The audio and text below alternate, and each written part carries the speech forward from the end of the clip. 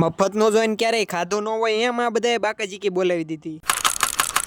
તો જય માતાજી બધા મિત્રોને, કારખાનેથી માંડ નવરો છો ને કરી દીધો વ્લોગ શરૂ. જયદીપ આવી ગયો છે ગાડી લઈને આપણને લેવા, કારણ કે આજ અમારે જવાનું છે આઈટીઆઈ. 2 દીથાના વ્લોગ નથી આવતા કારણ કે કારખાનામાંથી નવરો જ નથી થતો, પછી કેમ વ્લોગ બનાવવા? એ બધી વાતને મૂકો સાઈડમાં અને આજનો વ્લોગ એન્જોય કરો. રસ્તામાંથી એક ભાઈબંધને બેહાડી લીધો અને પૂગી ગયા આઈટીઆઈ. અહીંયા આવ્યા તો બધાને ઇનામે આપી દીધા હતા કારણ કે અમે થોડાક મોડા પૂગ્યા. જોવો આ બધા છે અમારા આઈટીઆઈ ના તેજસ્વી તારલાઓ.